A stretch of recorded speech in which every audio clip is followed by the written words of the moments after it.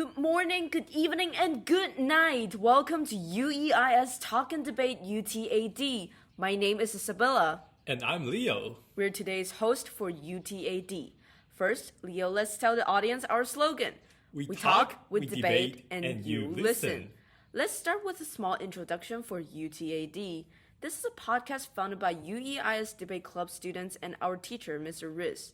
In UTAD, we will discuss and debate or even have a small chat on interesting topics. And today, for our first episode, we will discuss and debate a recent meme.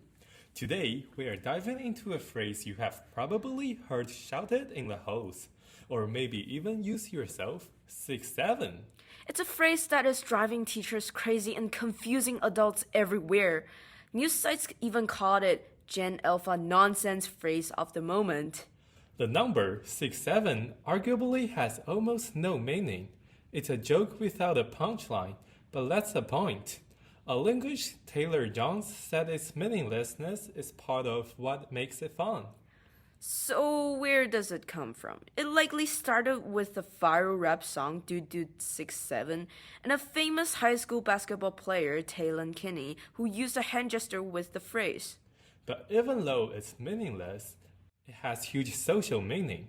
Professor Cynthia Gordon from Georgetown University says the trend is how young people build an insider community and show independence from adults. Exactly. So today we're going to debate the social value of 6-7. Is it a cool, fun way to belong, or is it just a disruptive piece of noise? Let's find out.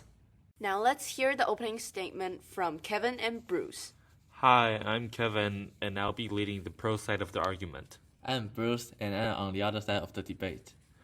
6-7 is the biggest meme in 2025, and it took the internet by storm. Today we will discuss how it shaped the society and the social norms.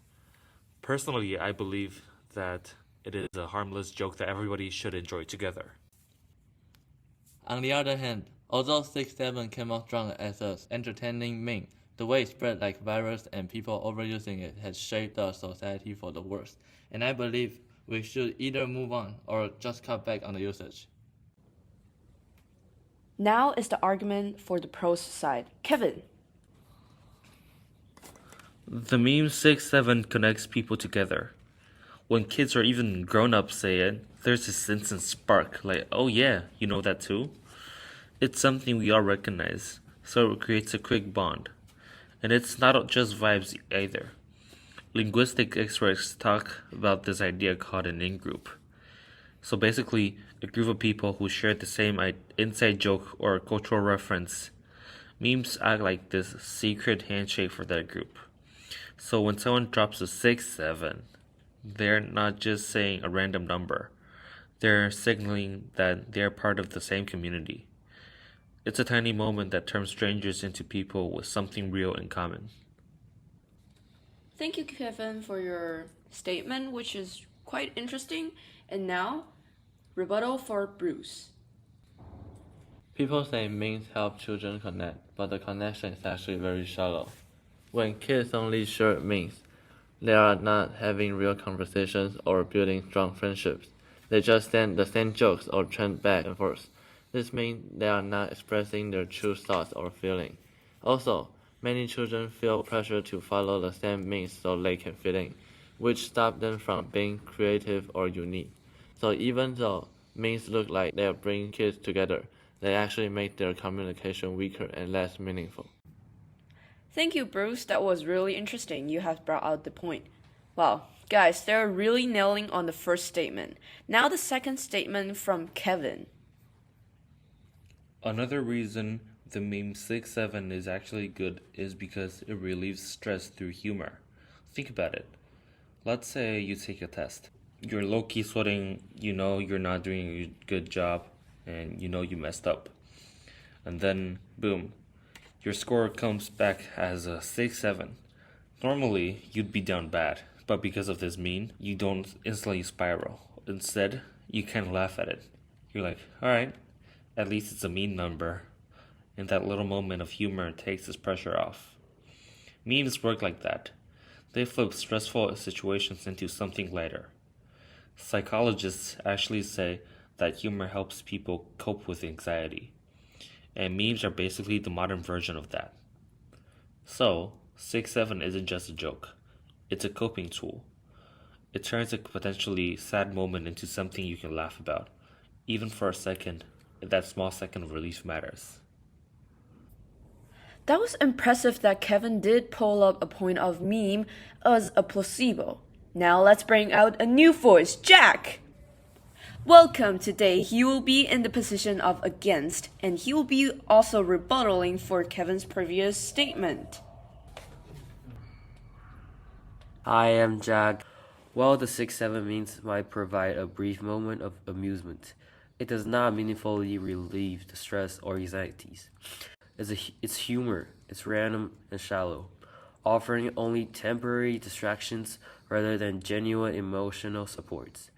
Rely on nonsense content like this can even reduce focus and prevent people from developing health coping strategies. True stress relief comes from international actions, such as talking to others, exercising, or engaging in purposeful hobbies, rather than repeating exposure to meaningless memes. Therefore, although entertaining the 6-7 memes cannot be considered an effective tool for managing stresses. Now let's hear Kevin's next statement. My last point is that the meme 6-7 is good because it keeps online culture alive. Memes aren't just jokes. They are tiny pieces of modern culture that moves fast and evolve. 6-7 started as something small, but it became a shared symbol that people remix, reuse, and spin into new jokes. That constant creativity is what keeps the internet fun instead of stale. Plus, when a meme like 6-7 stays relevant, it shows how people can take something as simple as a number and turn it into a whole cultural moment. It's proof that the internet isn't just chaos, it's community building its own language and traditions. 6-7 is basically digital folklore. It's our generation's version of passing inside jokes down the line, and that energy keeps people creating, sharing, and bonding. Thanks, Kevin. And now is the rebuttal time from Jack. Although the 6-7 meme is widely shared and entertaining, its popularity does not necessarily indicate the culture is alive or evolving in the meaningful way. Memes like these often spreads because they are funny or relatable, not because they reflect deeper social or cultural developments. In many cases, they're repeated, short-lived, and consumed superficially, serving more as a form of amusement or stress relief than a sign of lasting cultural change. Furthermore, only a subset of people actively engage with these memes, and their influence on broader cultural value or ideas is limited. Therefore, while 6-7 might be a trend, it does not provide strong evidence that culture as a whole is evolving. Wow, the points made from Kevin were very clear, but the rebuttal were very strong too. Now that they are done with their argument, it's time for the against side, Bruce. Memes may look funny and interesting, but they often make children copy ideas instead of creating their own. Many memes use the same pictures, jokes, and formats, so children quickly learn to follow these patterns. Because kids want to fit in and be like online, they usually repeat the same trending memes without thinking deeply. This stops them from trying new ideas or expressing their own. Over time, this constant copying makes it harder for children to think creatively because they get used to relying on what is already popular instead of imagining something new.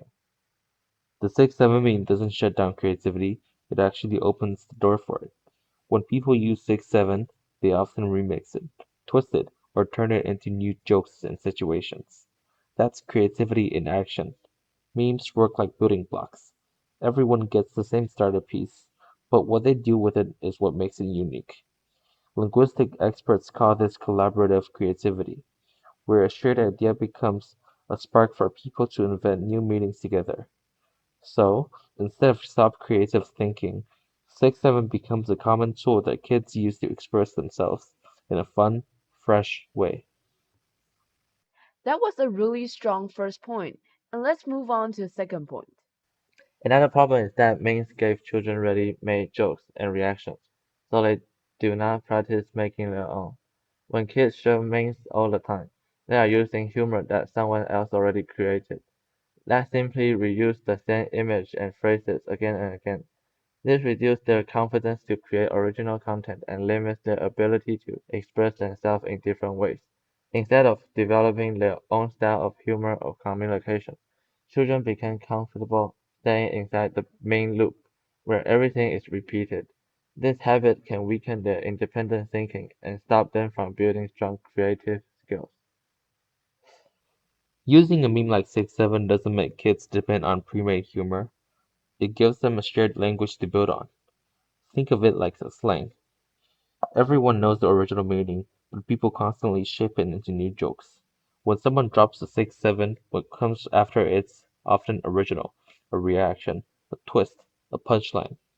Researchers in communication say that shared symbols help people communicate more smoothly because everyone starts from the same reference point.